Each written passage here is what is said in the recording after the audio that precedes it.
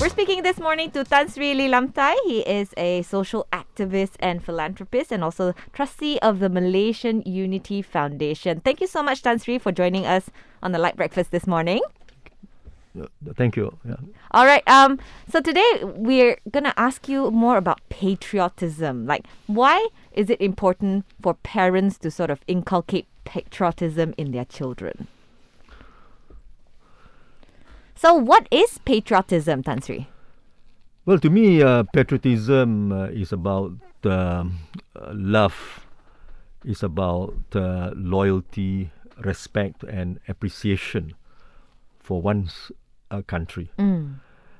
Patriotism implies a sense of belonging, a sense of pride in one's country, and it can also be equated with dedication and commitment of a lifetime for the nation. This is my definition of patriotism. So, I mean, for the older generation who have been through struggles even before Malaysia was formed, I mean, they will surely appreciate the freedom of this country and love their country more. But for the younger generation, like even our generation, who have never been through many hardships, in this country, we've only experienced peace. What are some of the ways to sort of encourage this younger generation to love their country and to be patriotic to their country? Yeah, it is true that for the older generation, whenever we talk about this National Day, well, they always look forward to it with a sense of pride. They do so largely because they have made much contribution. They have made much sacrifices for the country's development and for playing their respective roles in helping to build the country, in helping to shape the destiny of the country. So there's the reason why people of my generation, we always make it a point to celebrate or to commemorate our National Day on the 31st of August. And, there are friends of mine, who always ask, where can we get the Jalo Gemilang? We want to display, the flag, within the compound of our home. And there are some who are even so eager, they just want to buy just a little flags and they want to have it put on their vehicles to show that they are indeed very patriotic, that they think of the country every time when this National Day is around.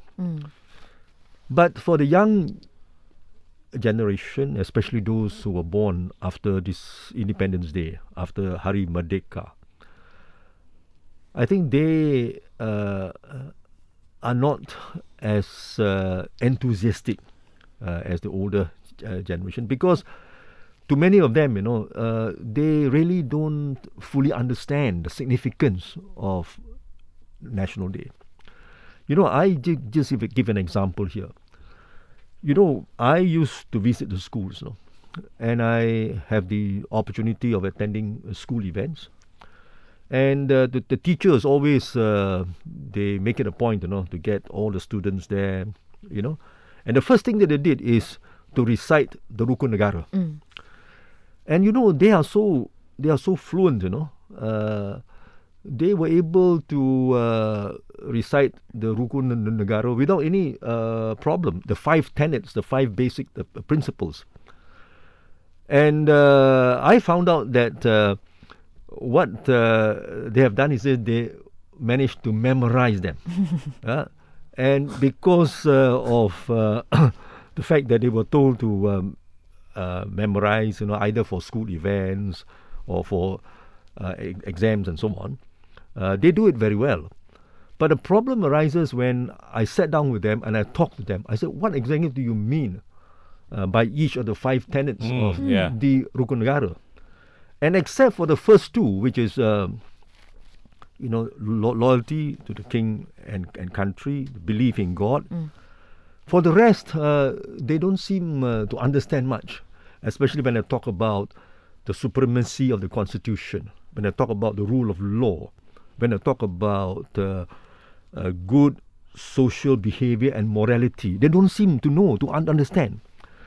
So, and of course, when I talk to them about this patriotism, well, their answer is this. Well, the 31st of August, yes, we all know it is a holiday. But to us, they say this is just another national holiday. And that's what they tell me. They don't seem to understand, 31st of August, why it is holiday?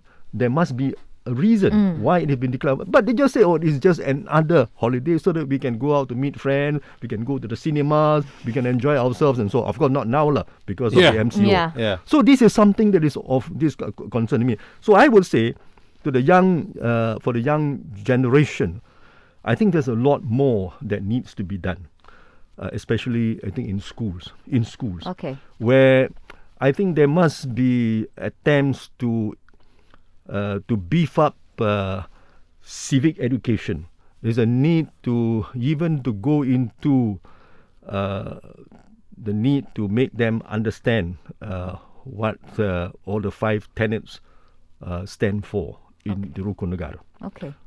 So, can a one school system work to bring together for unity, to bring together all the different races that we have here in Malaysia?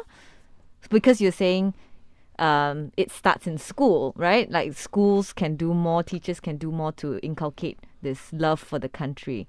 Do you think a one school system will help? You mean one language, Malay, English, and then the others are elective? Yes. Well, you see, this has been a subject that has been brought up, shall I mention, since time immemorial. Because, from the day when I got into politics, for example, there has been a lot of arguments for the pros and cons with regard to the one school, this education, this system. Of course, if you look at the logic of it, if you have one national school, they call it Sekolah Kebangsaan. Now, if you can get all the students, to go to that school, students of all the races, like just what I did when I was in school, there was way back in the 50s and the 60s, Now, in my school, during those days, which was St. Michael's Institution, now, I was able to interact with all my fellow students, coming from different races, different racial backgrounds and so on. And there was no such thing as racial polarization in the school itself, because we interact and we were never conscious of the fact that a person next to us, is a Malay, a Chinese, or an Indian. We just regard them as our friends.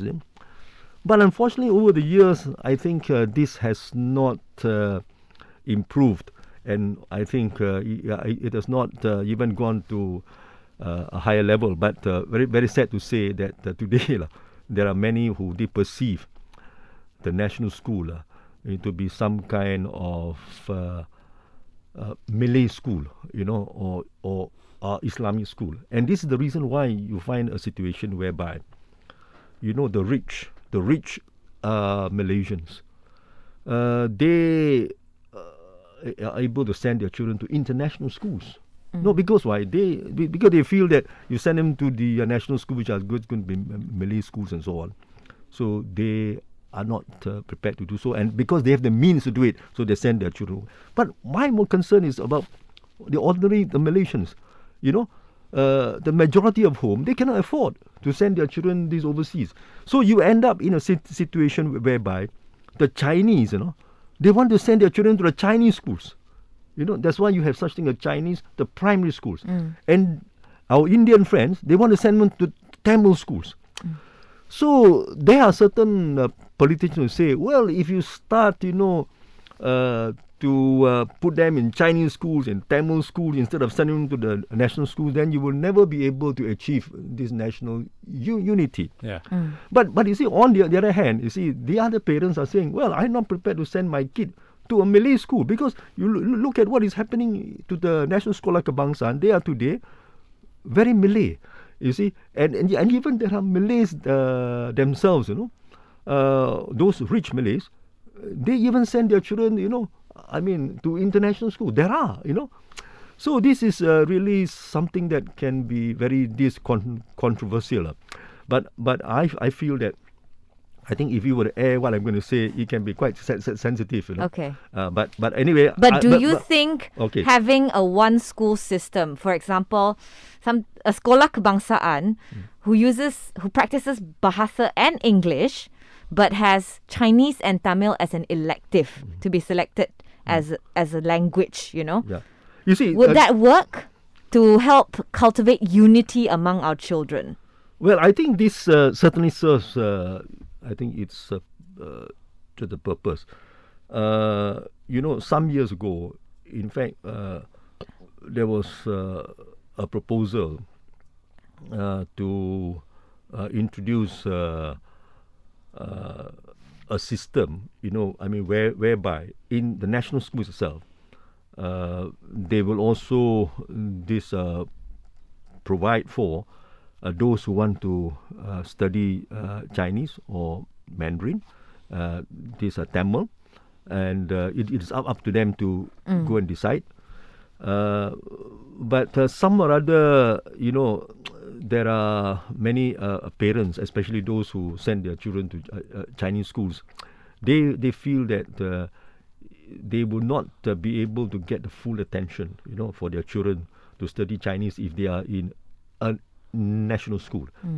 And this is the reason why, even until now, you see the thing is this, even the government has not made, or rather was not in a position to make a decision whereby they are going to do away with the Chinese schools and the Tamil schools. So today you have a system, whereby government still they maintain the national schools.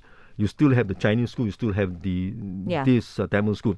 But actually, this to me, even if this is so, I think it really doesn't affect much the question of interracial harmony in the country. So long as we provide opportunities, for the students of the different races, the three different races, to be able to interact, to be able to participate in activities which can bring the different type of students. For example, through sports. For example, sports is one unifying factor in the country. You organize sports, and then you can just have a competition, and then you can bring students from all the various schools to come and participate in sport, and then through sporting activities, then they get to know one another, they can interact, and that is one way in which we can help to promote interracial harmony in the country. Right. How about as parents then, Tan Sri? What can we as parents do? I mean, we're not going to leave it all to the school to inculcate patriotism in our children. What can parents do to sort of make our children love the country? I mean, I'm not sure if it's ingrained in them. And is it really as simple as flying the Jalo Gemilang that will make them patriotic? Well, I think you have asked a very important question, and this is something that I think needs to be clarified. Now, patriotism is a matter that not only concerns the adults, people from the older generation, but it should be the concern of everyone, irrespective of age, irrespective of race, color, or creed. Now, why it is important to inculcate patriotism amongst the young, the children? Because children are our country's most important asset. And they are the future leaders of the country. They are the ones who will be playing a very important role in the future development of the country. And as such, I think there's a need for us to start, educating our children about the need, I think, to be patriotic, to educate them, to nurture them, to be thoughtful, to be caring, to love, to respect, and to appreciate the country that they belong to. And also at the same time, they have to understand that they are living in a multiracial country, in a multiracial community, and that's the reason why they have to accept the fact that they have no other alternative but to learn from each other, to make friends, and to be patriotic. Now, the other thing which is very important when we talk about inculcating loyalty, patriotism by the young is to make them understand the significance of National Day. And this is something which I constantly emphasize. Because I would not like to see a situation whereby, when the future, the generation, or even the young generation that grow up, they would have no idea, no inkling about how we secured our independence, about the sacrifices that were made by the past leaders of our country in taking steps to free Malaya at that time from the colonial yoke, and eventually to secure independence with the support of all the three major races in the country.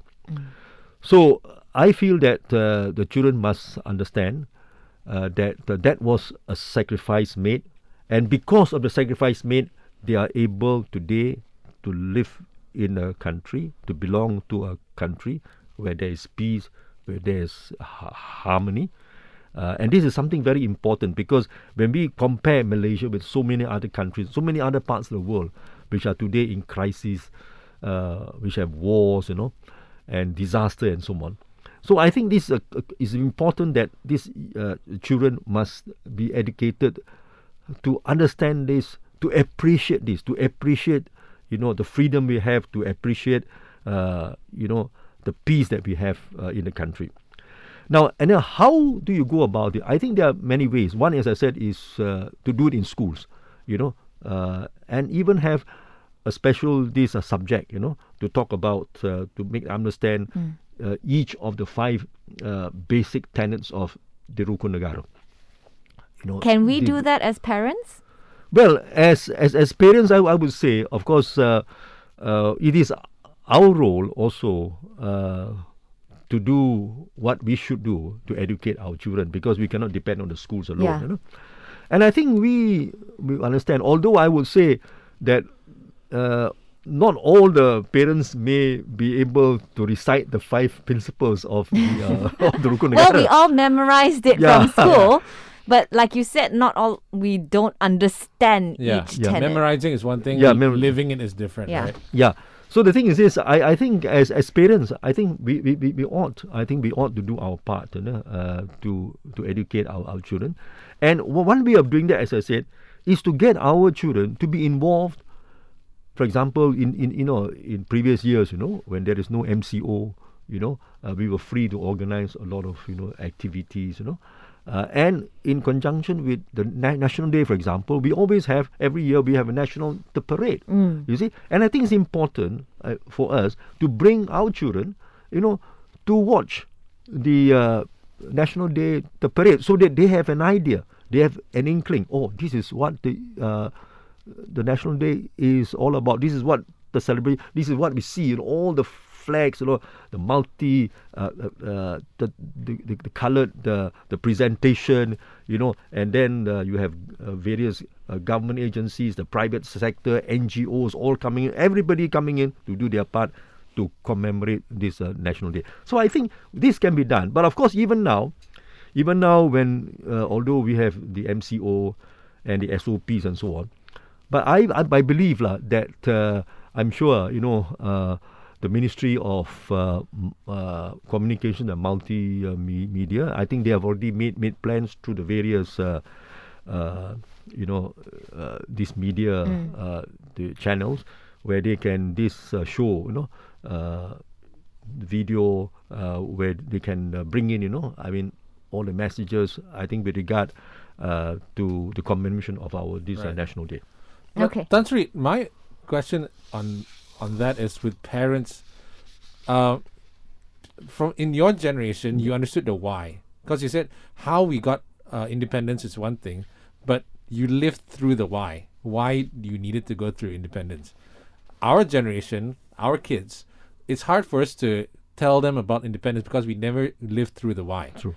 But we're trying to tell them about, okay, this is independence, is very, very important, and because we're one country and whatnot. But all we saw in our generation was a lot of struggles, yes, but that was very internal, and then we saw a lot of bickering amongst each other, which made it very hard for us to feel patriotic in a certain way. How do we get that back? How do we get that feeling of patriotism back? Well, as I said, this is not going to be easy. I mean, it is a long process, and of course, it must begin, I think, in the schools, and also the parents has also got to play a role in this direction. Now, I understand that for those, especially those who were born, I think, after Independence Day, they come into being, of course, in a very different, landscape. They were not able to feel, as you have said, the struggles we had to go through, the hardship, the difficulties. What actually happened when we were under the colonial masters. Because I mean, the fact is this, as we have mentioned, unlike the older generation, when we went through all these, we experienced this, the difficulty and so on. But for the young people, they really don't know about all this. So this is the reason why I think it's very important that we have to get the students to be interested in history, because I think history is a very important subject to me when I compare with all. Of course, I mean all other subjects are important in school for academic reasons, but history is something that we must be part and this a puzzle of, because if we don't understand the history of our nation, then I would say that there will be a void. I mean, there will be a gap in the sense that, we were born here, we were brought up here, we were educated here, we work here, and even though Malaysia is eventually going to be our final, the resting place, but the fact is this, that we do not know how actually Malaysia came to be. And so this is the reason why I think in our history books, I think the students, the young generation, must learn more about the subject of how we managed to fight for our independence, how we obtained it, and why it is important that the young generation must understand, because it is going to be part and these are the puzzle of the entire nation building the process. So this is the reason why I still feel that history is very important, and I would certainly like to encourage our young generation, even though I know they are now more focused on science, technology, and all that for the future, but at the same time they must make available time to really to go back to read about the history of our nation, and this can only be done through the history books. Now, like you said earlier, Tan Sri, we're in the new normal right now with all sorts of SOPs. So how can we celebrate the National Day?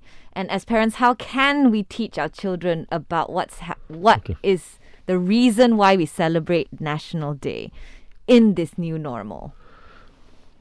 Well, why we must celebrate this National Day, I think, is something that is not that difficult to tell our kids.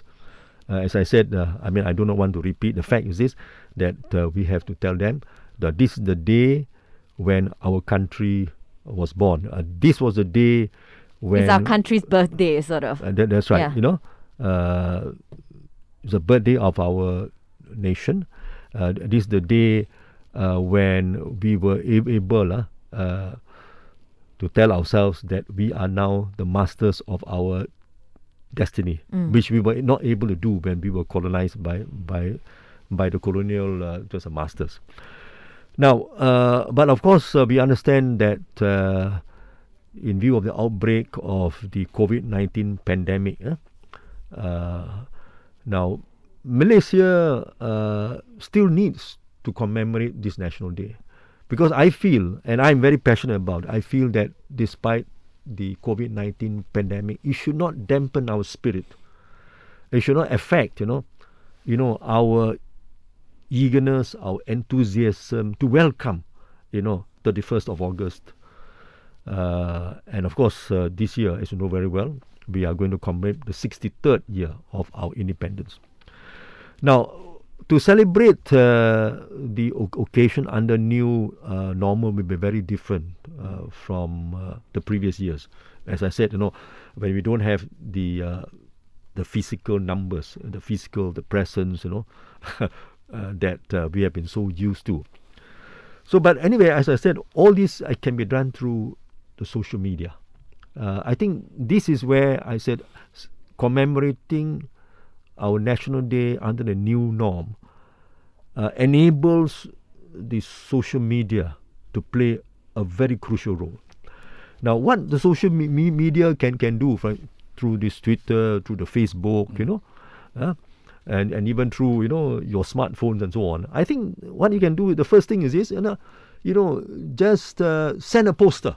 Send a poster to all your friends, your relatives, and even tell your children, look here, this is what Dad does in the morning. You see, I'm sending a poster with the national flag. This is Jalo Gemilang, and wishing everybody Selamat Hari Kebangsaan, or Selamat Hari Kemerdekaan.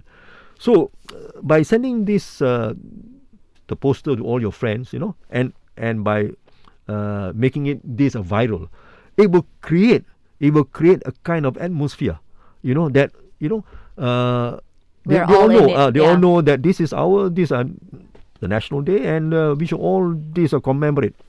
And then another thing, I think that can be done also. I think you can be creative, by coming out with posters of Malaysians, this wearing, multicolored, just costumes, Malays, Chinese, Indians, traditional costumes. Exactly, the traditional costumes. Our people, our friends, even from Sabah and Sarawak, they can also come in, and then you can viral all this, to create that kind of what they call it, a celebrative atmosphere. So that everybody, this can be involved. So I would say that is the best way it can be done. Of course, any message you send out, you can always just add in the words Selamat Hari Kemerdekaan, just Happy National Day. So with that, as I said, it can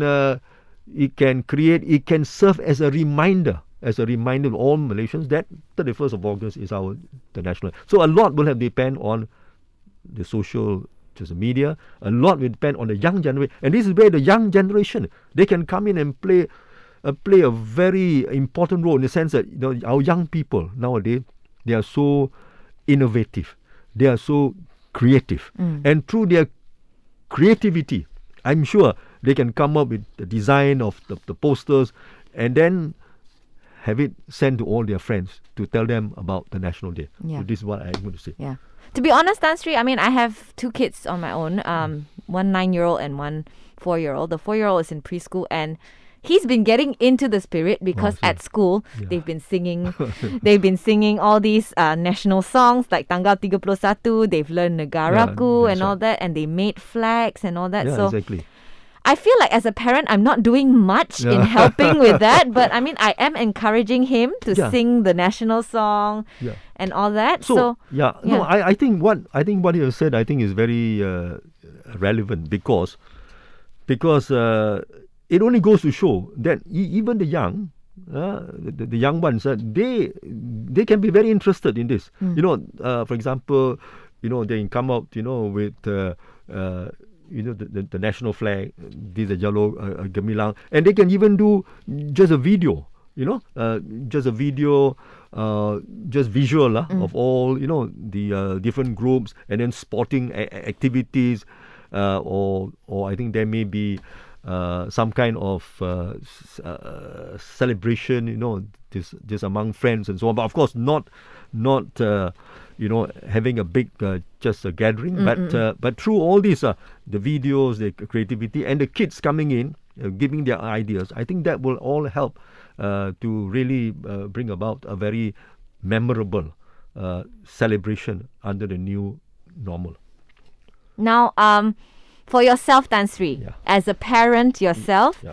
and as a community leader, what is your advice to all Malaysian parents on helping their children to cultivate the love for our country? Yeah. Like, what is your advice? Well, my advice From a parent's point of view, I guess.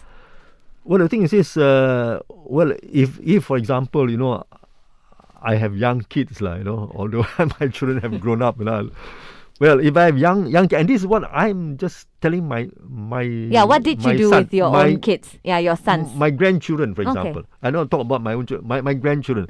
You know, I will tell, you know, my son and my daughter-in-law, I said, you know,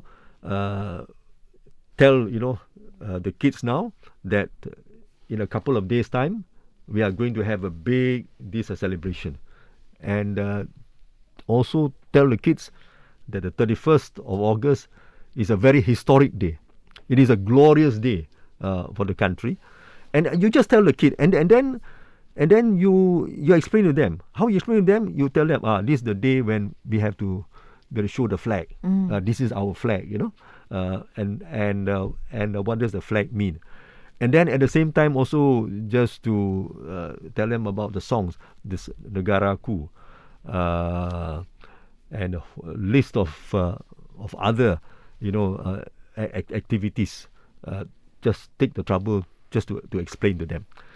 And although, as I said, for example, my grandchildren, I think they will be very, very, very interested to watch the parade, I'm sure. But we can still tell them, well, you can still see the parade, you know, a virtual this parade on the TV. You can still see it. Not necessarily, but of course, you know, the children would love to be there, you know, to be at the site to see The atmosphere is different. to see the crowd and all that, and all the colors and all that.